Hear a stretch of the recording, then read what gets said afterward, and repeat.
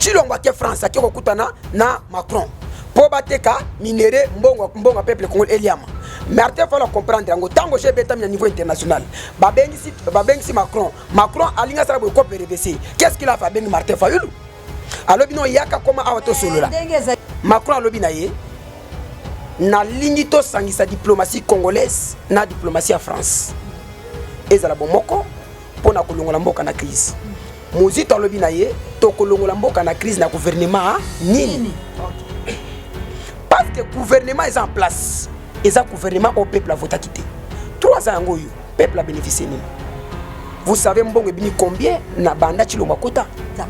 Bako kita le 17, biso to kosala bango le 18. Pour la nuit ko sala le 18 ko sala le 17. Chilombo ko koma le 18.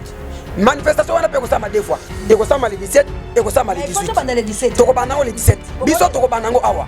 To ko banda ngo awa partir le 16. Ko banda le 16 le 17. Ouais. Biso to ko banda ngo le 16, le 17, le 18. Nenge ba ko clôturer ko la biso pe ko to tsani to clôturer. Joseph Kabila 500 milliards de dollars. Moïse Katumbi 32 milliards de dollars. Matata Ponyo 93 milliards de dollars. Tango Ford 12 milliards de dollars. Jeannette Kabila 15 milliards de dollars. Maker Mwangu 10 milliards de dollars. Zoé Kabila 7 milliards de dollars. Emmanuel Chadari 7 milliards de dollars. Ari Mofa 7 milliards de dollars. Massangu 13 milliards de dollars. Ari Yaf 12 milliards de dollars. André Kimbuta 6 milliards de dollars. Olive Lembe 20 milliards de dollars. Vital Kamere 9 milliards de dollars. Bochap Evaris 6 milliards de dollars.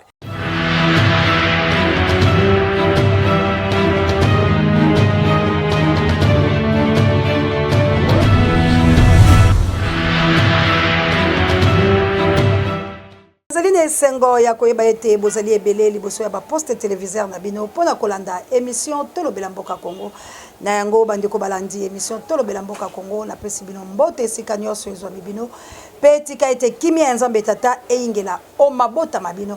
Merci encore une fois la babonné na biso ya Océan du Congo pambate bozali ko s'abonner massivement. Merci pe la bino bato bozali ko zoli baku ya ko tala bémission babiso bandeko langa vraiment bozali ko consommer yango. Que Dieu vous bénisse. Mais vous savez que vous avez bémission du début jusqu'à la fin. Bon partager. Tout le monde qui a un programme belé kassi. Bon landaka bémission. Oyo comme mabino na délivrance ya République démocratique du Congo.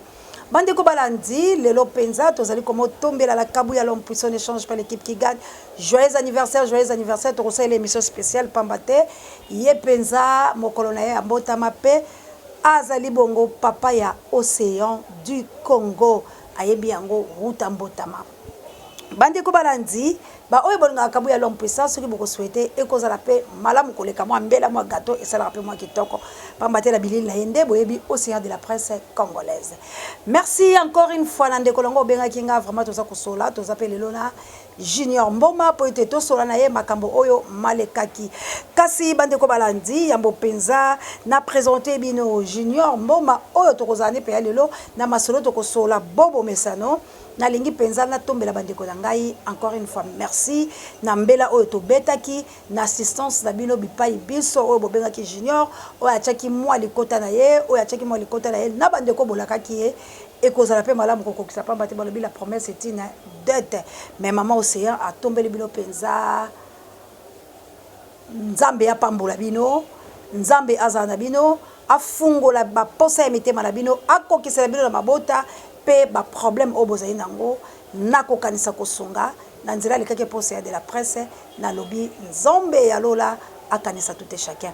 Alors bande ko balandi leo to kolobela Maïman so bazali koleka la République démocratique du Congo toko simba ba manifestation ndenge zali ko sala na côté à la Muka vraiment bazali ko tambola makamna bango malamu to mabe toko yeba awa séparation wana ya nouvelle la ekei boye esidi sali boye politique wala bango ba ko sala soki ali politique malamu po ba Kongo mani miso ba ko benga na lobaki la ko zwa bango poto yeba ko sola toko sola lisolo ya ba soldat oyo ba ko kota la kati ya République démocratique du Congo nini e kolekela bandeko la biso ya est-ce que ba sepe na likambango to ba sepelite to ko solo la pela makambo nanga azali penza ko belela tango na yebisaki bato ete nanga bangi liwa mo follow salie ba nzambe ya Congo akoti kati na ye bato bele bandima kite na banzi bilo moko bomoni ete yango na yebisaka bino ezali chaîne na libération to ndimaka yango la ndenge ezokende pamba te esika oyo nzambe azali eyebanaka ezalaka kaka na ba épine nde la sima na yango toke kozwa rose mais bisika oyo ezalaka yango ya lolenge wana bango bazalaka bango na rose mpe na sima na yango croix donc biso tozali kotambola na pas ya libération il y a toujours deux problèmes yango sikoyo na présenté bino ndeko na ngai junior oyo azali bongo mobundeli en tout cas abundaka mpona mboka mbote mwana mboka Maman Océan, mbote pe mpona mosala na studio ekomi amélioré c'est que makambo ekomi kitoko napesi bajoyeux anniversaire na ngai na ndeko Kabuya oyo aza na nsima bililingi na biso vraiment atiki ete mokolo ya lelo ezala mokolo malamu mpona ye epuis nakopesa bamama na ngai matondo mingi oyo mibale basungaki ngai mpona koyeba koluka moyen ya déplacement na ngai bisika oyo nazalaki menacé tika ete nzambe abatela bino loboko ya nzambe ezala kati na bino ennemi nyonso azala mosika na bino prière na ngai ezali nzamba likolo abatela bino pe motema bolingo boza nango ekoba kosala mikolo nyonso nzambe ya bolingo apambola bino pe motema oyo bozali na yango ya kosunga bokoba kasi boyoka bato te bandeko ya ngai ntango osungi ndeko na yo kozelaka mpe mingi te merci ya solo ezalaka mpe moko éducation me ndeko na ngai yebaka ete nzambe oyo amoni geste osali akopambola yo atako moto azongisi maloba te mais merci ezalaka mpe malamu ndenge mama akolisaka biso soki apesi yo biloko ya musaka bandaki kolinga oloba kaka ma moto asakidila soki olobi to asakidila te okolia biloko te donc topesi bilo matondo mpe tolobi nzambe alola apambola bino tokotanga bakombo te pamba te bolobaki bakombo ya bino matangama te bosali yango na bolingo ya ndeko na bino mpo ezalaki na pasi mwana mboka kasi kabana lisolo boni mayemba kotambola toki kuna na este mbutu balobi balingi atako makambo eta de siège te mais bino pe ana Kinshasa bokolaka kaka bokosala pe eloko te comme pe moi kolembisa bato likambo za boni mana mboka matondo na linga yo poza la kama yele pe mituna na yo vumana ezalaka epesa ngai sengo makasi pona ko yanola yango likambo ya este eza likambo eta de siège te likambo ya este eza likambo ya biso moko ba Kongomani eloko oyo mokonzi ya mboka Martin Fayulu asalaki elongo na coordonnateur Adolphe Muzito tango tobimaki na yo tozaki elongo na balabala mokolo 24 omonaki ke pesaki quand même poids makasi bien que tomonaki ba congolais ba changer nationalité ba komi ba rwandais na moni Gentili Ngobila akomi rwandais Sylvestre Kasongo akomi rwandais bienvenue akomi rwandais ba lingité to ça la libération ya peuple congolais état de siège ezali nini état de siège eza eloko moko eza institutionnel eloko wana po esalama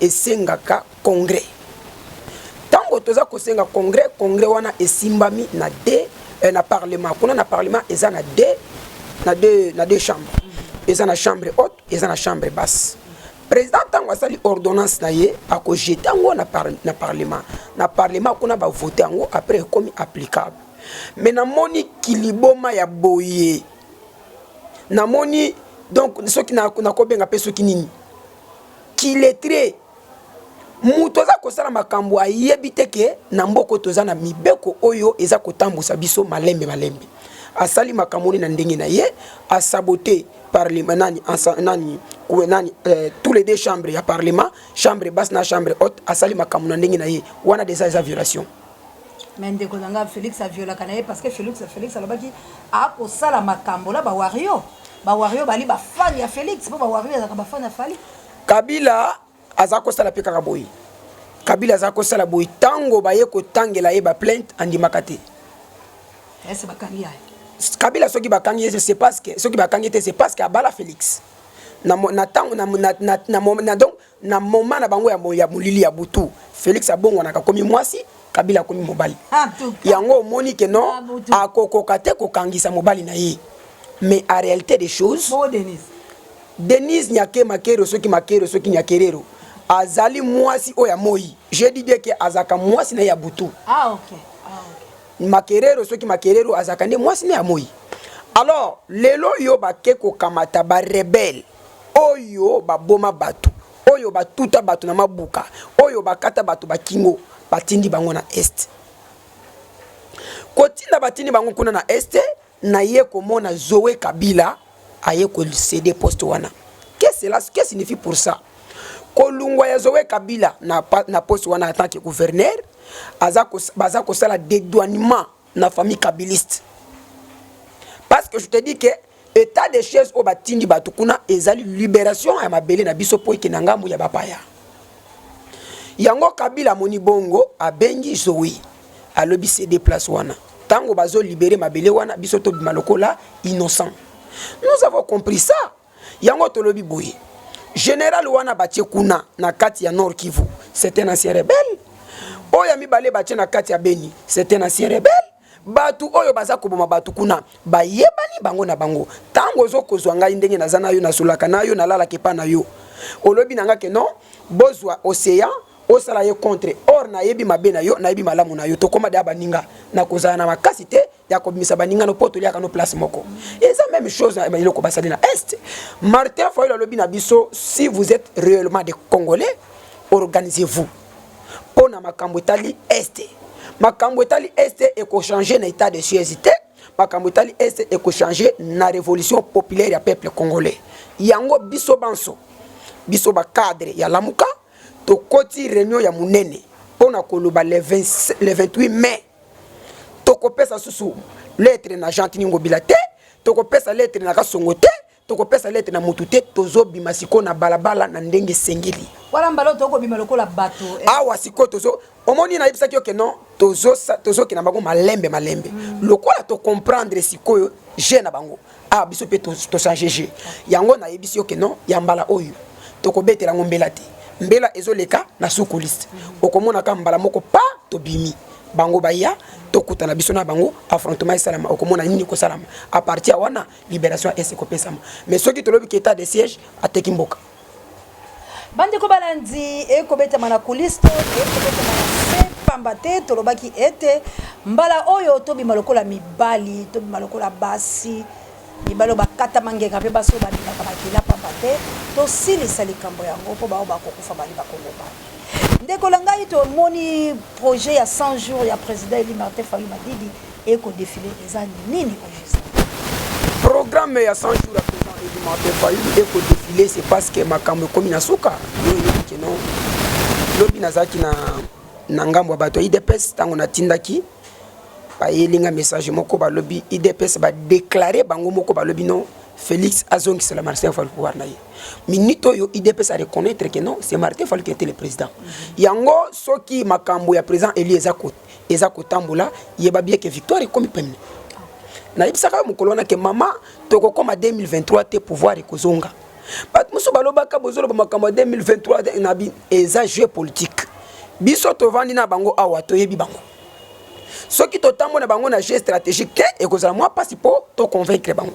Yango to bimisaki mayele ya koloba non to kene ba élection to sala ba réforme to sala boye mais tango to yé ko mema bango to même bango mayele sili bango lelo bango moko ba déclarer ba lobi non nous ne voyons pas le changement alors to sengi azong c'est la Martin Fayulu bokozi na ye Fayulu azonga na ngwende na ye Fayulu asimba ngwende na ye atambola makambo na matama makambo ndenge sengeli yango to lobi no mwana mboka programme il y a 100 jours à présent Eli Martin Fayulu ezali déjà victoire ezako claté pour que mutunyo soit iba kobota mayesu masia avant et pendant mokili mobimba tu sais qu'il y a une trompette betamaki oh et ça là que non Jésus-Christ a botami pour monde entier basala nini mais c'est la même chose dans la makambo présent Eli Martin Fayulu yeba bien que pouvoir est comme peine faut ebeta mabongo et pendant bongo patu po bayeba bande ko balandi tozali bongo na projet ya 100 jours ya président Eli Martin Fayulu Madidi on a koluka précisément cause papier yango pona kotangela bilo bato botuna kingai mais la bongo est-ce que penza ezali eloko oyo to sepela na yango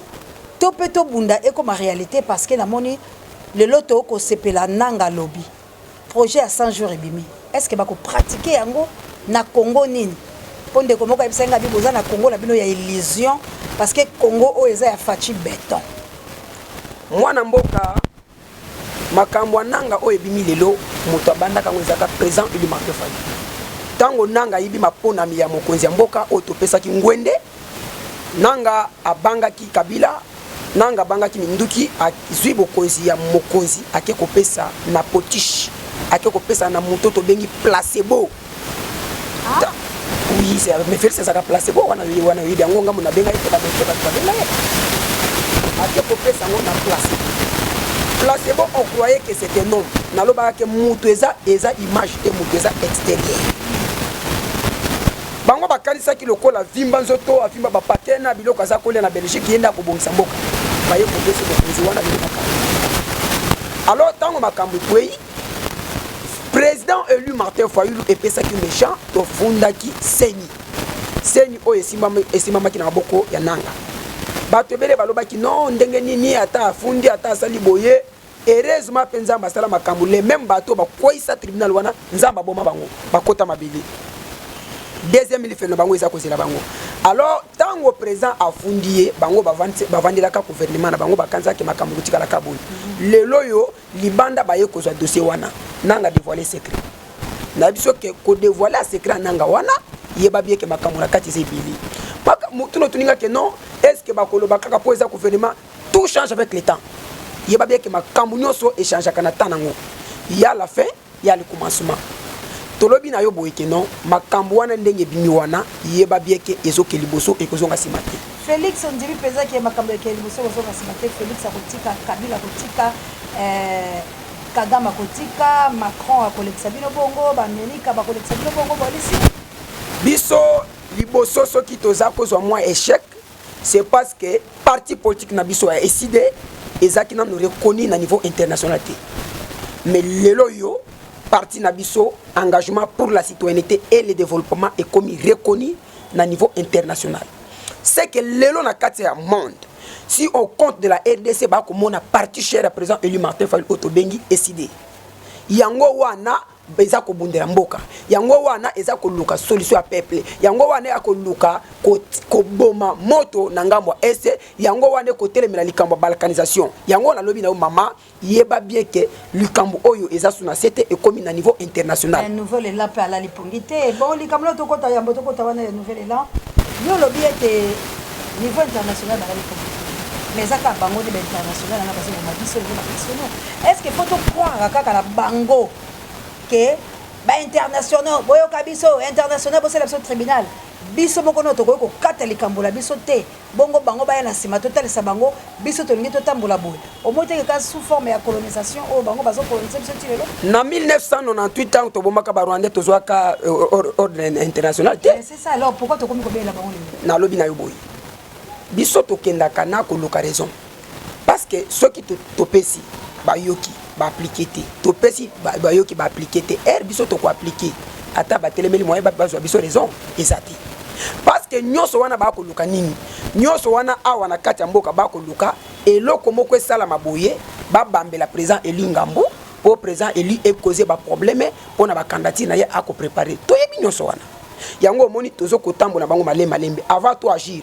to ebisi bango avant to agir to signaler bango baza le courant pour biso tozo brutaliser moyen muto telemela biso ezati tumba ya président Eli toloba quelque part a kolingande awe la course au pouvoir et non ko libérer peuple congolais parce que Lumumba atala kateke na bunda po ba mindele ba robeta ngalobi Mzee Laurent Désiré Kabila qui était assassin venant avec des Rwandais les sous pour la deuxième fois atala kité ke na bundelani alobaki na chamutu bongo atala kokufa mais peuple eux so bonsomi nango mais ce que président Eli azaka afundi quelque part a kolingande azo bokonzi Eli ba ko libérer peuple te mokonzi mboka na mboka na biso oyo ya Congo maman océan de la presse ezana présidente ezana politicien te to comparer na Martin Fayulu même na niveau monde lelo yo ba ye ko bimisa listing palmarès ya ba politicien ya ba politicien puissant na monde président Martin Fayulu ba bimisa quatrième leader batangi premier président oyo aza puissant et populaire eza Jinping président Chine deuxième mutu aza na popularité na puissance ezaki ancien président des États-Unis d'Amérique nani Donald Trump troisième président ezali Poutine Vladimir Poutine oyo aza président ya Russie quatrième président ba yekotanga Martin Fayulu pona nini na koto mutuna pona nini ba classer Martin Fayulu na rang ba président o baza puissant et populaire au lieu ba benga ye candidat ou bien ba benga ye politicien mais on les donc bazo classé na rang ya ba président les plus populaires et puissants. C'est parce que ba yebi. Est-ce que vous avez moko ya flatérité pour yépe ba komela sur na saki ateka ko teka parce que moi je connais le blanc là baza ko pesa ele kwa mateka po ba yebse que yo za puissant yo za boye zala kimia to ko pesa yo e ya teke la bango pe biloko po bango mundele soki o se libérer pour ko ya ka toujours na même cage na bango mokonzi mboka Martin Fayulu mokonzi maboko na yo yango wana président élu Martin Fayulu mama photo pesa ye bonheur et belé président Martin Fayulu photo pesa ba valeur et belé président Martin Fayulu le soki anyata tapis rouge c'est à cause des peuples congolais wana ye biango avant ba benga Chilombo akende kinga kati liboso ba benga Martin Fayulu ndeko Kabila atinda secrétaire ya Monisco wana madame Janine ake kokutana Martin Fayulu a proposé pour ake kinga kati président Martin Fayulu au nom du peuple congolais soki Kabila sana posa kokutana nga alukesika musu meno kinga kati tango babenga Chilombo sani akimambangu c'est pour te dire que président atikala jamais concéder mboka oyo pona intérêt na ye azo bundira peuple congolais nyonso ya azo sala même libanda pe na kati eza ko inkaneka bava lelo yo babengi na France zela na betulo lisolo moko Chilombo ke France akiko kutana na Macron po bateka minéré mbongo peuple congolais eliama Martin faut la comprendre ngo tango je beta na niveau international babengi si Macron alinga sala ko PRVC qu'est-ce qu'il a fait avec Martin Fayulu alors bino yaka koma awa to solo la ndenge zali wana bazapele 17 awa ndenge to koloba bole 17 nako ya kuna président okende ça veut dire to ko kama pele kambango pona nini le 17 ezali bongo Kagame Félix a causé la soki pe invitation à président Martin Fayulu ki et causé la moi Guicha Roche non président kokendete président kokendete population congolaise oyo bazana diaspora bakozala wana pona koyebisa bango ke notre Congo ne sera jamais à vendre et puis tout ça eza institution en chef de l'état Martin Fayulu oyo ayebisi bandeko na biso na mikile lopa bandeko nanga ba diaspora maboko na bino ngo wana ndenge bolati susi ya mboka vous êtes véritablement des Congolais na yebi ke soki bovanda kuna po batu oyo bazako kama mboka miyibi oyo balingi te bino boya ba yeba bino déjà bazwa yelungi na bino soki kaka bokiti na aéroport ba bando telemela bino na yebi yango mais na yebisi bino kolemba pongite kolala pongite bozala makasi biso pe koto za makasi ndenge bokosala manifestation wana kuna biso pe awa tokosala ngo le 17 le 18 les 17 ne bakokita bozo dérange bakokita les 17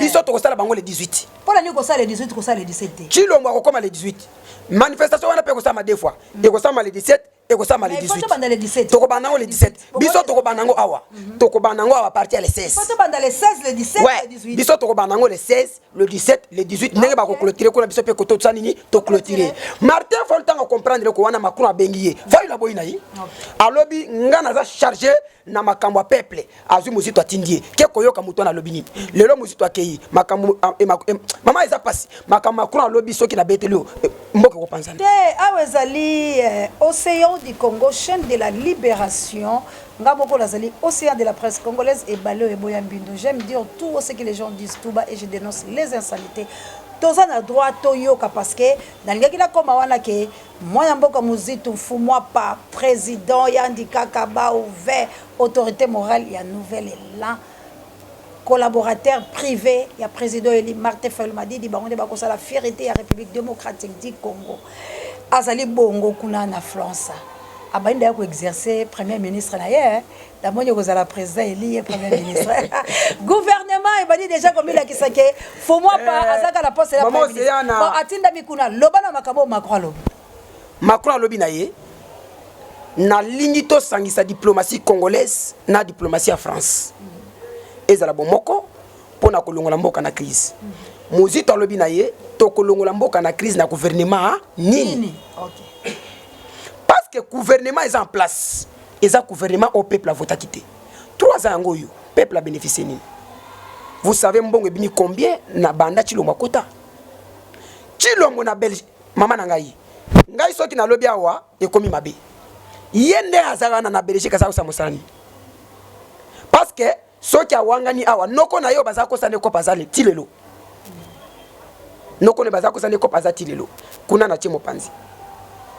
gouvernement ya muyipi mais ko pongo lobide nakoya gouvernement muyipi bakambya miyipi misala nyonso bakosala koyiba lelo tala likambo baye ko bimisela liste ya bato nyonso oyo bayiba mbongo na gouvernement ya Kabila. Soki azalaki penza mutu ya malonga. Soki azalaki mutu ya malonga zela na tangelo bakomba bato wana. OK. Wana junior ako tangela biso yango bon kala ba soutenir parce que akendra ko luka ko sala ba recherche pona ko memela biso mayema ko édifier biso. En tout cas, fous-moi pas. Tout ça, la moussala boue sengeli pour la Congo. Merci encore une fois. Nako kende la France, après que boue makambo Macron, a ko senga la mboka la biso. Macron a ko kende ko joie sous deuxième mandat. Parce que alingi acha moto mangongi la kata République démocratique du Congo. Roi du Congo, aza pa longola bino. Mona mboka malobi pala. Matondo. Ah ba komi na biso boy. La publication par l'FBI des personnes sanguinaires de l'économie congolaise et milliardaires congolaises à Rwanda bloqués par le FBI. 1. Joseph Kabila, 500 milliards de dollars. Moïse Katumbi, 32 milliards de dollars. Matata Ponyo, 93 milliards de dollars. Tango Ford, 12 milliards de dollars. Jeannette Kabila, 15 milliards de dollars. Maker Mwangu, 10 milliards de dollars. Zoé Kabila, 7 milliards de dollars. Emmanuel Chadari, 7 milliards de dollars. Ari Mova, 7 milliards de dollars. Massangu, 13 milliards de dollars. Ari Yaf, 12 milliards de dollars. André Kimbuta, 6 milliards de dollars. Olive Lembe, 20 milliards de dollars. Vital Kamere, 9 milliards de dollars. Boshab Evaris, 6 milliards de dollars. Kengo Wadondo, 3 milliards de dollars. Richard Nawei, 2 milliards de dollars. John Numbi, 5 milliards de dollars. Nemi Moulania, 8 milliards de dollars. Obe Minako, 4 milliards de dollars. 1 milliard de dollars.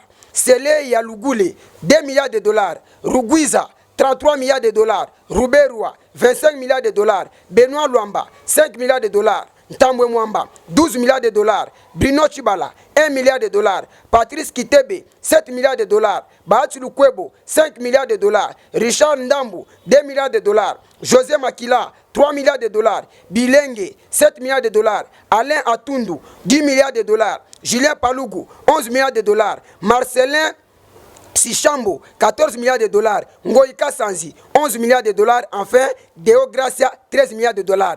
Total, c'est 951,5 milliards de dollars. Bato Basana Kabila. Wana chilo moto tangite. Wana baiba. Oh baiba. Ruguiza kufa personnel. Ruguiza kufa muyibi ngana ko pese personnel te. Parce que ceux qui n'a pas personnel nazo pambola ye. Ah vraiment. Ngana ko senga na ye akufa sumbala mibale. OK. Alors akufa na mbala mibale. Bato nyonso soki balobi ke non ba vandisa bango ba botola mbongo wana mboke ozana pasi. Wala mbongo bango baiba, mbongo bango baiba. Soki na tangi na reni na ye banda koti. Ye banda koti. Eza pasiti. Mais soko bato wana peka bango wana Félix akozongisa bango. Tala eloko ekokamwisa yo. Matata Ponyo ba interpeller ye. Ye aza en Afrique du Sud à répondre ni. Je suis prêt d'affronter la justice congolaise. Ah? Je te dis la vérité, c'est la réponse de Matata Ponyo. Alors je suis prêt d'affronter la justice congolaise. Lelo aza wana kata capitale. Matata saya? Matata ya kilobi aza awa koma kilobi na 9h azawa. Aye akosamba. C'est ka yebi ndela kolongela. Ayebi ke kuna eloko moko ezate akobeta bango même ye chef de l'état na bino akolobelo côté. Okay. Akopanza nyoso pa mama ngande na zabo epona jije mwana. Non, tozo ke la masuka pamba TV zango ngapesa ngango mukele bi ke tokozala na yo tokoloba parce que lo baka bien m'anticiper na mama loba oyo bongo tokele pe to chete pamba TV zango. Matondo mwana mboka biso tolobi boyi bande konanga ya diaspora na yebike. Matata Félix bongo kopesa. Matondo. Matata Ponyo ayaki awaza awa. Aye ko affronter justice congolaise. OK. Tozo tala bakanga ye bakatele ba mandat. Bato Kabila mutu moko kokanga maiza azate. Na kopesa exemple ya Willy Bakonga. Willy Bakonga ministre EPST. Ba détourner mbongo pona gratuit enseignement. Bakangi inspecteur na directeur général. Bazo katela inspecteur na directeur 20 ans. Mais Willy Bakonga ba katela 3 ans. Maman nangai. C'est pour te dire que wana nyonso ezali kaka baza kosala couverture. Namboka oyo muta kokanga mutu Kabila azate. Ngai nde naza boy soki naza papa ndako. Naza muyibi. Nakozala makasa ogangela bana tisoki ba oyiba. Yango na biso ke chilombo lokola za muyibi. Batu nyonso bakoyiba. Akosala bango eloko te. Si le chef de l'état nani oyo ministre ya Eteni Longondo. Oyebi mbongo corona fils ale combien? Ba interpeller te poani. Ba po ya ebi quoi? Akazi ya bandubola. Oyebi mbongo ale combien? ba interpeller oyo ministre ancien ministre ya intérieur nani Gilbert Kankonde oyebi ke bato wana nyoso bali mbongo wana qu'est-ce qui manque pour interpeller bango nani directeur ya IGF awuti ko yiba mbongo kala mingi te 12 millions de dollars yepa yibie mbongo na bato bela ko mama nanga na biso ke pito pale quand le chef azamu yibi bato nyoso pe ase ba osala ni bako yiba awa na kati ya mboka balobaki na biso bakocha nani budget ya 12 milliards de dollars par an o déjà to kota mois juin mbongo wana budget bako voter ngo koloni banite eza maloba kaka bayeko tala nanu na mboka na biso toza na chômage à 80%. Chilombo ayibi mbongo ezo kaka te alinga yiba na peuple aye ko bimisa makambo ram oyebi ayibi na une semaine apamba o asali ram wana oyebi ali combien peuple fo ayebi sabiso mbongo wana o ya ram wana esalile musala nini ba continuer ka ko kata lokuta eza ko continuer alungwe awa kamati nzela ake na université ako tala betidia bakosa bango te betidia pe balaka bango te toyebi ke yo za papa bilaka o lakaka na mekokisaka te ozomi sili sa valeur ndeko ozomi sa valeur nyoso wana même ko vimba wana ozo vimba wana ekosa omoni yo mobutu akima na kilote na mboko yo aloba na sa seseko makimaka na panta na kilote chilo makima na décalé ambo na lobi na yo chilo makokima na décalé na mboko yo wana eloko na bisi yo akima na décalé akokima na décalé même ko vimba na zo vimba na wana ekomona ta akotika ngo yango na lobi boye awa lelo sikoyo bato wana nyoso ake alungwe ake kolaka ba étudiant balaka bango te nyoso wana ezo bangisa ye po ayebi ke soki batomboki akozanga maloba koloba na lobi na étudiant tata oya munene obozo mono aza muyibe aza ndoki aza lokuta oya prometaki bino ekosala manango te ekosala mate combien de promesses apesa banda akota na bokonzi asala na combien ozoke ko bimisa maloba moko okutonga na ko bimisa te bosomba susi la bisite mais eza malamu est-ce que c'est normal zela na kende soki net ke olobi ke no ba professeur bateka syllabus te mais matsa salaire ba professeur parce que ba professeur ebele babikelaka na syllabus salaire eza malonga te ate côté internet ça ka ba professeur wala c'est lo news ça sikoyo OK na kocha mais wana ezali boma wana ezali ba étudiant bande konanga biso nyo tozaki kuna na homme to tangi net bino to yebi chilombo soki alingi bino atika makambo na nyosa bimisela bino bourse. Parce que les seules solutions, les lorsque vous avez les étudiants à bourse, étudiants à commis prendre la charge. Tika makamba c'est la bis, bimisela bango bourse. C'est pour vous dire que non, azoko ça pour ayebi que aza sur le koloba te a commis ko marché mo. Ko balandi vraiment mingi ezali ya koloba kasi lelo to soki si awa vraiment na kokosa ya boye ezali ko sala biso pasi to batela ye pona mikolo misusu to zoye pe kolongolo. Vraiment wana to komi na suka mona mboka nini okoloba pona les 17 les 18 oyo assassin à République démocratique du Congo ba côté le mabangono so ba sato pona complicité na France nini okoko lancer message pour yango des alokola événement du siècle auto clôturer nango année 2021 si je me trompe molobeli mboka na linga yo mingi po ya liboso za combat obunda kabito boza combattante obanga munene wana te eloko na lingela yango wana ba question no pesa kitoko pona répondre na sengi na bandeko nanga nyonso ya diaspora bazola nanga lelo